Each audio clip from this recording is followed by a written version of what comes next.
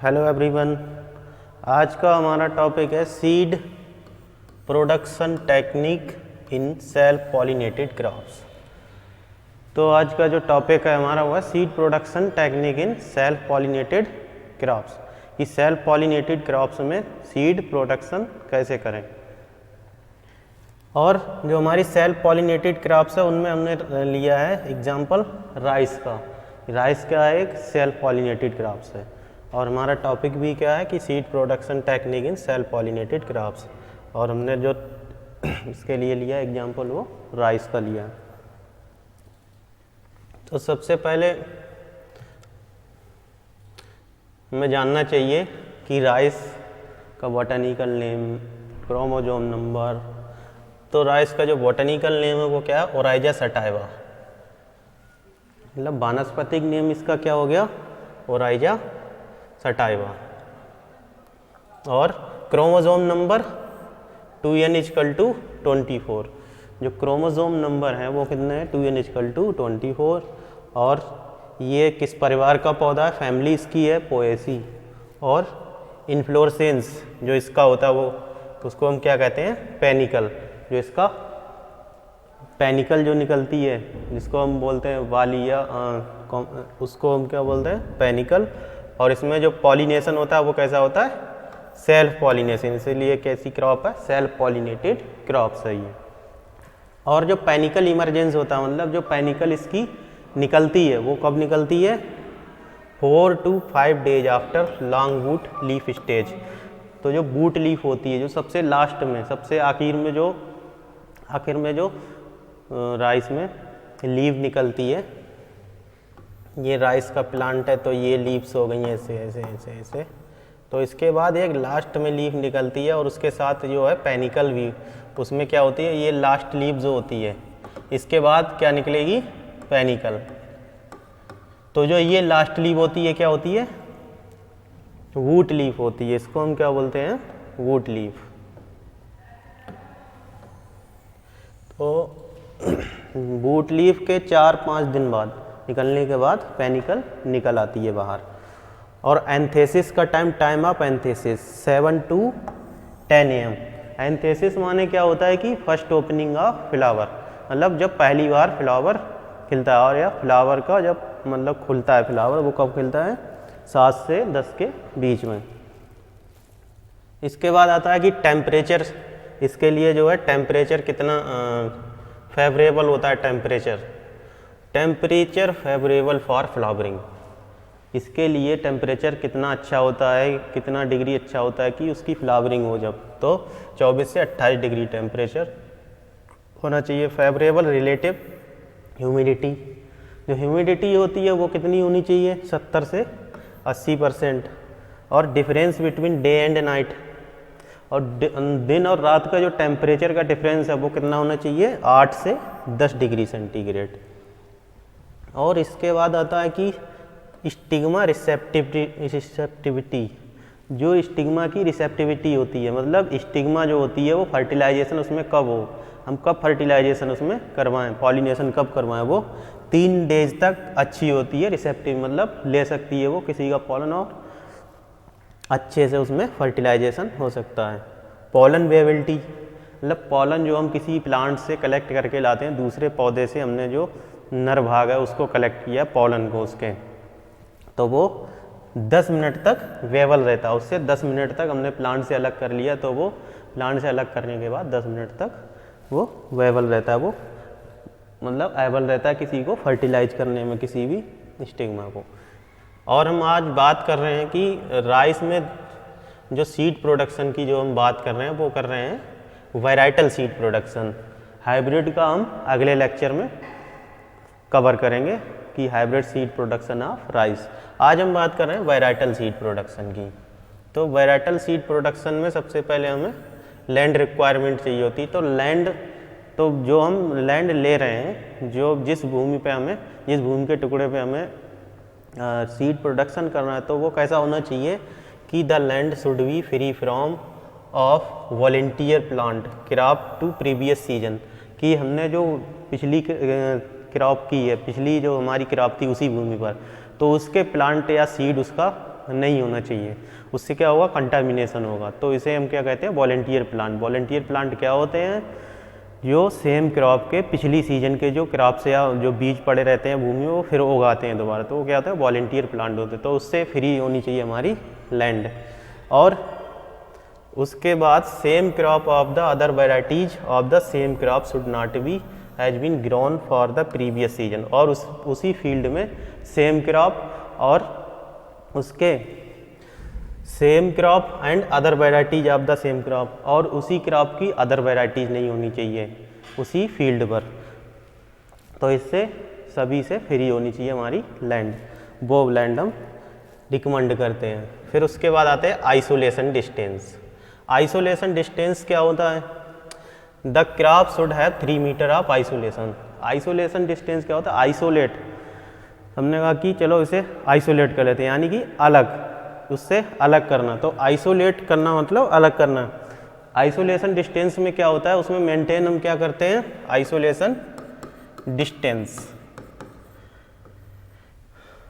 तो isolation distance में हम क्या करते हैं कि दूसरे, जैसे राइस का हमने ट्रायल लगा रखा है या सीड प्रोडक्शन का हमारा फील्ड है, उसके बराबर में ही राइस लग रहा है एकदम बराबर में, वो दूसरी वैरायटी, तो उससे क्या होगी, कंटामिनेशन हो जाएगा, उससे दूषित हो जाएगी हमारी वैरायटी और उसमें मिक्सचर हो जाएगा। इसको हम रोकने के लिए हम क्या करते हैं, आइसोलेशन डिस्टेंस रखते हैं, कितना, 3 metre of isolation at all side of seed production plot. चारों तरफ, जैसे ये सीड प्रोडक्शन प्लॉट है और इसके चारों तरफ हम क्या करेंगे, 3 metre 3 metre 3 metre 3 metre 3 metre और 3 मीटर हम क्या करेंगे, आइसोलेशन डिस्टेंस मेंटेन कर लेंगे।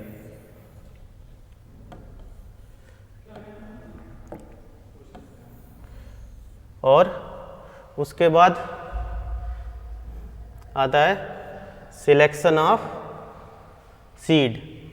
सिलेक्शन कैसे करें, सीड का selection, seed should be from an authenticated source. Seed जो भी हम अगर कलेक्ट करेंगे तो वो किसी ऑथेंटिकेटेड इंस्टीट्यूट से होना चाहिए। वो कैसे कि जैसे नेशनल सीड कॉरपोरेशन है या स्टेट एग्रीकल्चर यूनिवर्सिटी है, उनसे हम सीड लेंगे। और for production of certified seed, foundation seed should be used as source seed which should be purchase will and tag. तो जो अगर हम प्रोडक्शन कर रहे हैं फाउंडेशन का या सर्टिफाइड सीड का, जो अब हम खरीद रहे हैं, तो उस पर क्या होना चाहिए, उसके साथ हमें क्या लेना चाहिए, बिल, और उसके साथ टैग होना चाहिए। और फाउंडेशन सीड का टैग कैसा होता है, वाइट फॉर फाउंडेशन सीड, उस पर वाइट टैग लगा रहना चाहिए, तो समझ लो कि वो फाउंडेशन सीड है। इसके बाद आती है हमारी कि सीड की सीड रेट कितनी है। तो इसमें वैरायटी या टाइप ऑफ कल्टीवेशन और सीड रेट। तो सीड रेट मीडियम ड्यूरेशन है जो, उसके लिए 40 kilogram per hectare medium duration varieties के लिए, और लॉन्ग ड्यूरेशन वैरायटी के लिए 30 किलोग्राम पर हेक्टेयर सीड होना चाहिए। और for upland cultivation of by broadcasting, जब हम चेटकवा विधि से डायरेक्ट सोइंग करते हैं फील्ड में, तो उसमें हमें 75 से 80 किलोग्राम सीड चाहिए होता है। फॉर रेनफेड राइस में 80 से 100 किलोग्राम। फिर आता है sprouting of seed germination. Sprouting माने क्या होता है कि सीड जर्मिनेशन की जब हम स्प्राउटिंग कराते हैं, मतलब उसको पहले हल्का सा उसमें, जैसे सीड है ये राइस का सीड हो गया, तो स्प्राउटिंग के बाद इसमें क्या होगा, हल्का सा जर्मिनेशन हो जाएगा, हल्का सा बहुत। तो वो कैसे होता है कि सीड जो होता है उसको हम पानी में डाल देते हैं। Paddy seed are sown at nursery in pre germinated condition for better establishment of supply oxygen water lock condition. जब हम वाटर मतलब जब सीड नर्सरी बोते हैं तो उसमें क्या पानी भरते हैं थोड़ा, तो उसमें अच्छी कंडीशन के लिए कि उसको अच्छे से ऑक्सीजन मिल सके, तो उसमें हम क्या करते हैं, सीड जर्मिनेट कर लेते हैं, प्री जर्मिनेट कर लेते हैं, उसको प्री जर्मिनेट कर देते हैं। और वो किसके द्वारा करते हैं, seeds are soaked in bag of 24 hour in gunny bags. जो गनी बैग्स होते हैं उनमें 24 घंटे के लिए जो टाट के कट्टे आते हैं जिससे कि पानी वो सोख सकें, उनमें 24 घंटे के लिए हम पानी में भिगो देते हैं और उसके बाद उनको निकाल लेते हैं। And seed are then tightly incubated dark for 12 hours. और उसको मतलब धूप में नहीं, अंधेरे में ही, मतलब इससे धूप ना आए वहाँ हम 12 घंटे तक उसको बाहर निकाल कर रख देते हैं और वो फिर हल्का सा जर्मिनेट हो जाता है। उससे फ़ायदा होता है कि उसको आराम से मिलता रहता है ऑक्सीजन जब हम उसको ग्रो करते हैं नर्सरी में। फिर आता है nursery management. For raising 1 hectare of paddy, अगर हमें 1 हेक्टेयर पैडी राइस की फसल लेनी है तो उसके लिए 800 metre per square nursery is needed. 800 metre square area में नर्सरी की आवश्यकता होती है। और the area should be prepared by flooding the area 1 और 2 days before ploughing and allowed the water to soak in. और इसके बाद हम उसमें जुताई करते हैं अच्छे से और उसमें पानी लगा देते हैं और then the land is ploughed and brought to a puddling condition and the optimum size of nursery bed be 2.5 metre broad and with channel of 30 centimetre width in between. और उसमें उसके इरीगेशन चैनल वो हैं 30 centimetre के और 2.5 metres broad और 2.5 metre लंबी क्यारियाँ बना लेते हैं हम नर्सरी के लिए। और उसके लिए क्या होता है कि इन paddy rising more varieties of same place. अगर हम एक ही प्लेस पे, एक ही जगह पे हम बहुत सी वैरायटियों का सीड अगर लगा रहे हैं तो उसके लिए सेपरेट इरीगेशन चैनल, मतलब सिंचाई के जो चैनल्स होते हैं, सिंचाई के लिए हम जो बनाते हैं सिंचाई नाली, वो अलग अलग बनाते हैं अगर हम एक ही जगह पे बहुत सारी वैरायटियों का सीड सोइंग कर रहे हैं, बो रहे हैं। तो ये आप देखो सोइंग जो हो रही है यहाँ पे सीड की, देखो ये हो गया हमारा इरीगेशन चैनल हो गया, मतलब सिंचाई नाली, इरीगेशन चैनल। और ये क्या हो गया हमारा बेड हो गया, ये किसकी, नर्सरी का ये बेड बना हुआ, यहाँ पे हम सोइंग कर रहे हैं नर्सरी की। इसके बाद आता है बीड मैनेजमेंट, क्योंकि बीड भी लगते हैं, बीड भी मतलब आ जाते हैं, बीड क्या, खरपतवार भी उगाते हैं जिससे नुकसान होता है। तो उसको apply any one of the pre emergence herbicide.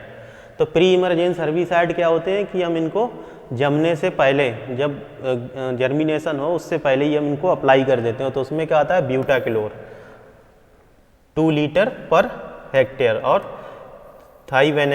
थाइवेनाकार्ब 2 litre पर हेक्टेयर आता है, पेंडामेथिलीन आता है। तो इन्हें हम क्या करते हैं, पहले ही अप्लाई कर देते हैं सीड जो है हमारी जर्मिनेशन होने से पहले, या जब हम ट्रांसप्लांटिंग करते हैं उसी समय या उससे पहले पानी में अप्लाई कर लेते हैं।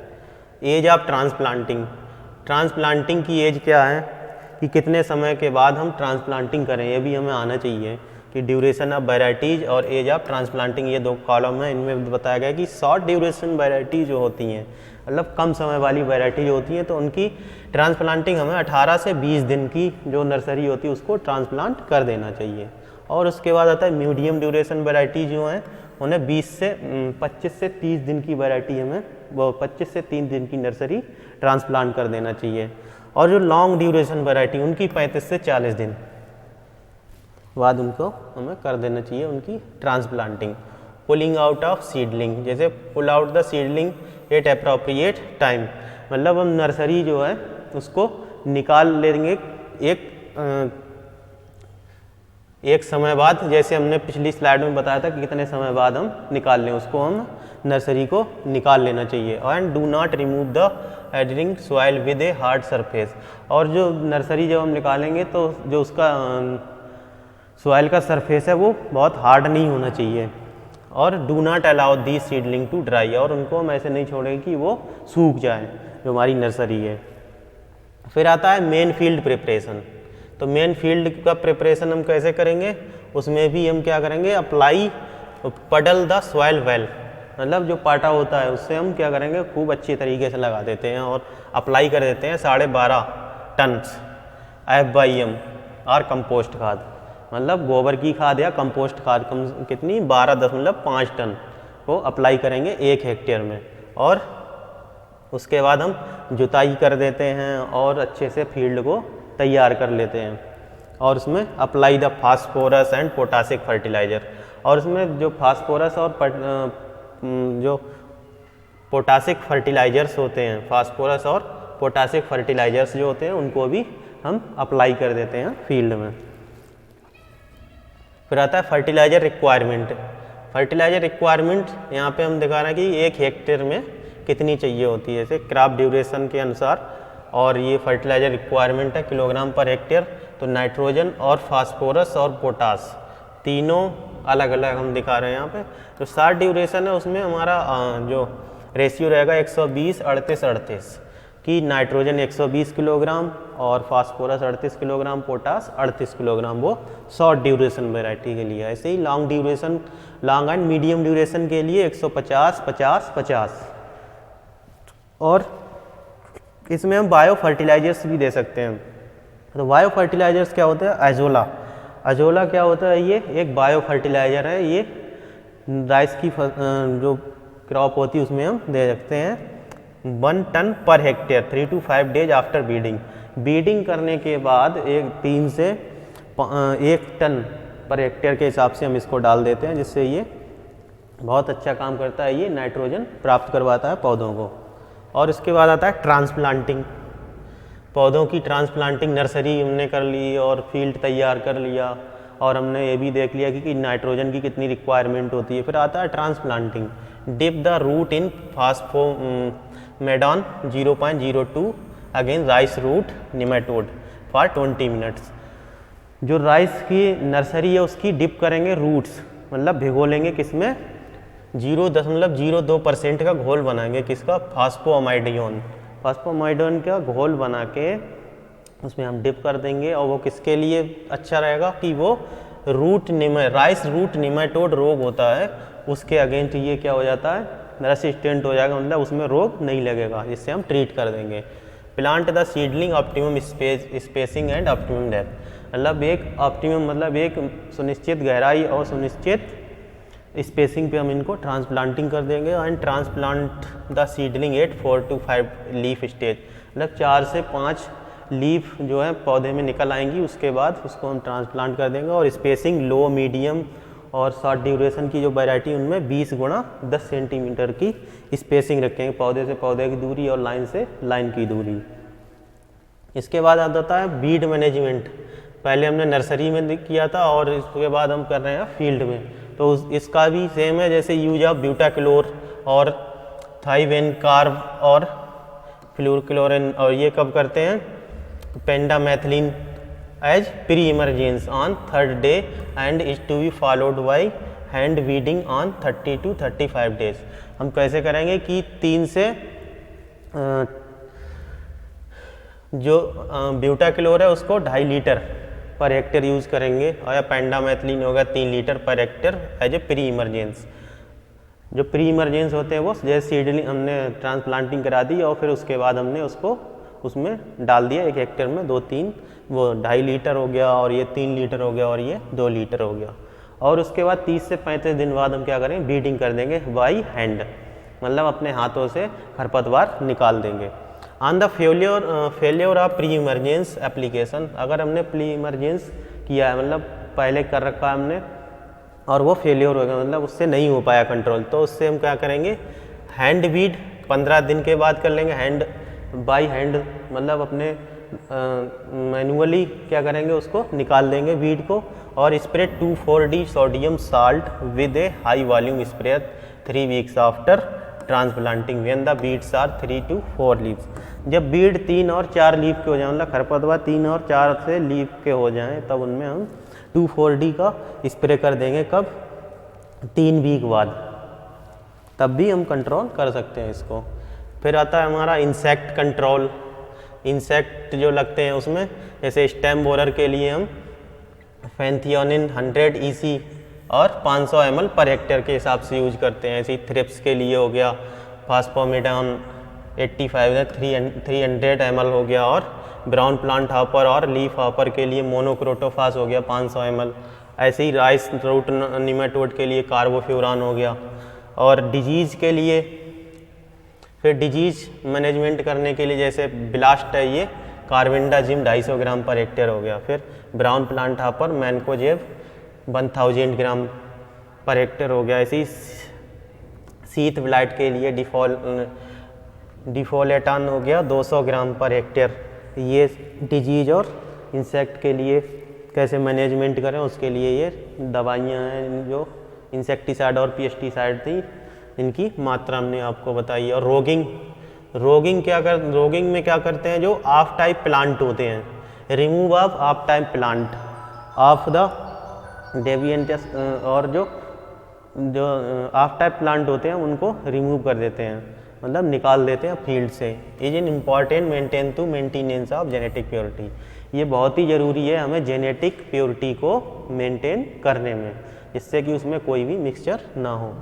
रिमूव ऑल ऑफ टाइप्स, इसमें जो भी जितने भी ऑफ टाइप होते हैं उन्हें हम रिमूव मतलब निकाल देते हैं। Deviant of the variety and rogues variant of the variety, जो वैरायटी में वेरिएशन होता है, विविधता आ जाती है, वो सब प्लांट हम क्या करेंगे, जैसे किसी की हाइट ज़्यादा हो गई, कुछ पौधे होंगे जिनमें कुछ हाइट ज़्यादा हो गई, या उनमें किसी में पहले अगर फ्लावरिंग होगी तो उनको क्या करेंगे, निकाल देंगे, वो ऑफ टाइप प्लांट होते हैं।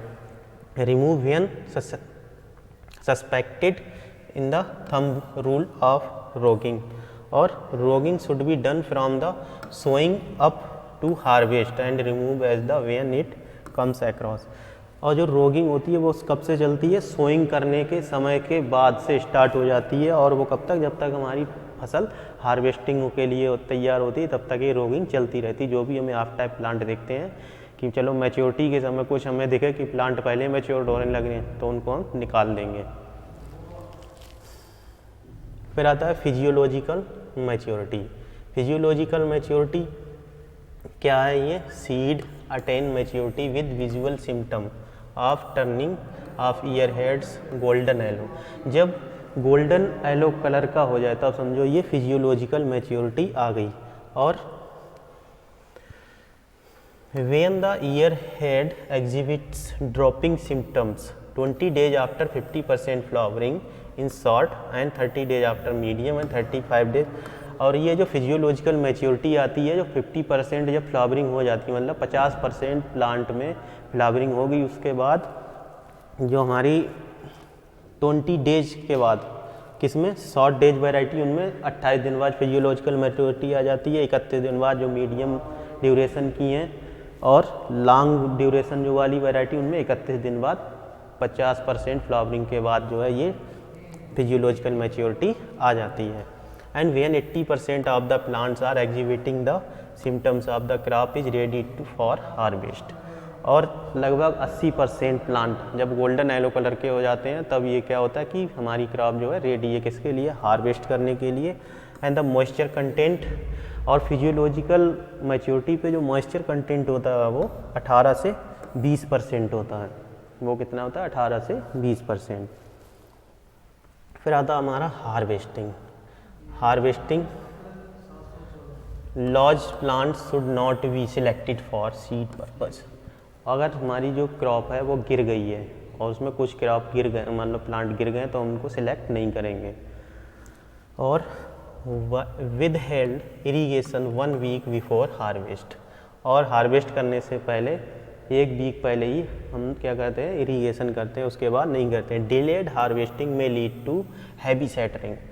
और अगर हम हार्वेस्टिंग में समय ज़्यादा, अगर हार्वेस्ट कर रहे हैं हम करने के लिए हम समय ज़्यादा लगा दे रहे हैं तो उसमें क्या होगा, बहुत ही ज़्यादा सेटरिंग हो जाएगी। सेटरिंग मतलब जो कि ग्रेन्स होते हैं, जो हमारे जो पैनिकल्स होती हैं उसमें से सीड क्या हो गए, अपने आप गिरने लगेंगे खुद ब खुद, तो वो क्या होती है, सेटरिंग होती है। And bundled plant should be stacked as ear head facing outside to avoid heat damage.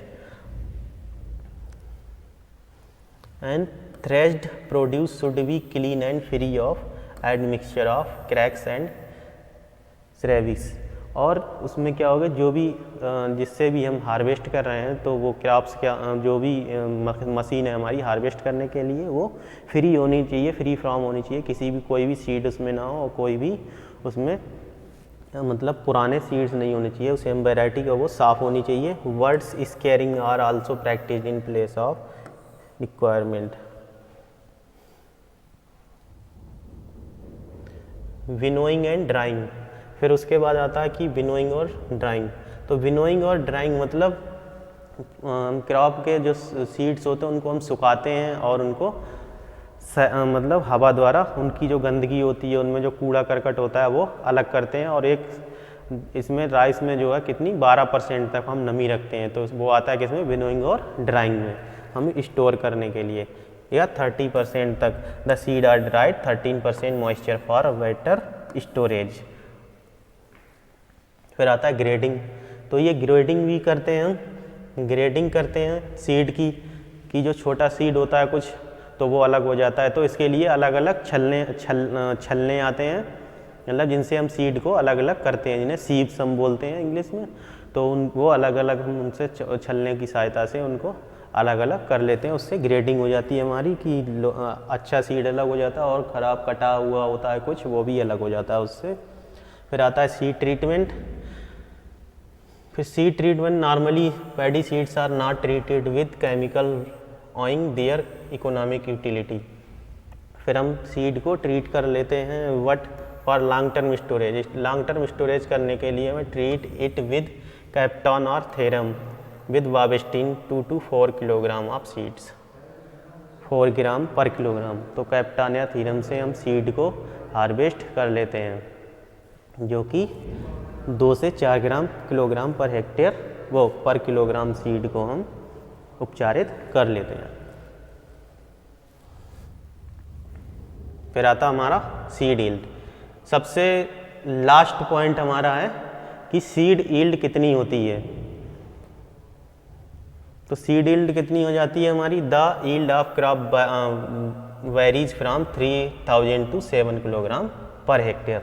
तो 3000 से 7 किलोग्राम सीड जो है हमारा पर हेक्टेयर पर हेक्टेयर के हिसाब से उत्पादन होता है, depending on genotypes, location, season, management practices and paste of infestation. और वो डिपेंड करता है कि हमारी जो जीनोटाइप या मतलब जो वैरायटी हमने यूज की है वो उसका क्या है उत्पादन, लोकेशन कैसी है, क्योंकि लोकेशन के अनुसार भी सीड का प्रोडक्शन चेंज हो जाता है, क्रॉप का प्रोडक्शन चेंज हो जाता है। और सीजन कौन सी है, फिर जो हमने प्रैक्टिसेस की हैं वो क्या वो हमने अच्छी तरह से की हैं प्रैक्टिसेस, और हमने जो इंसेक्ट मैनेजमेंट है, वीड मैनेजमेंट है और डिजीज मैनेजमेंट अगर अच्छे से किया है तो वो हमारा 7000 किलोग्राम भी हो सकता है पर हेक्टेयर में। उसके बाद हमारा आता है स्टोरेज। तो स्टोरेज भी हम करते हैं सीड का। तो वो पैडी क्या है कि गुड स्टोरर है, पैडी बहुत ही अच्छा है जिसको हम स्टोर कर सकते हैं। स्टोर करने के लिए हमें क्या है 10 से मतलब 12% तक ही उसमें नमी होनी चाहिए। और जो पॉलीथीन बैग्स होते हैं उनमें 700 gauges not highly preferable for paddy sharp edge many presses. तो ये सीड का जो इसका स्टोरेज होता है वो सीड उसमें हम स्टोरेज करने से पहले हम देख लेते हैं कि नमी उसकी 10 से 12% के ही बीच में होनी चाहिए। उसके बाद हम उनको बैग्स में भर के रख लेते हैं। तो generally paddy seed are well up to 12 to 36 month depending on the genotype, but heavy infestation of storage pest reduce storability of seed even 2 month और 2। और इसको हम सीड को 12 से 36 महीने तक रख सकते हैं। वो डिपेंड करता है हमारा कि कौन सी जीनोटाइप है, और इंसेक्ट या पेस्ट ना लगे तो हम 12 से 36 महीने तक इसका सीड जो है हम स्टोर कर सकते हैं। तो आज हमने क्या क्या पढ़ा कि seed production in self pollinated crops, और उसमें हमारा जो एग्जाम्पल था सेल्फ पॉलिनेटेड क्रॉप्स का वो था क्या, राइस का।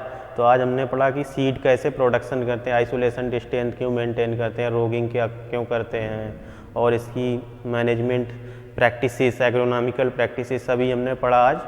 तो अगले लेक्चर में हम कवर करेंगे कि hybrid seed production of rice. चलो आज के लिए इतना ही, थैंक यू।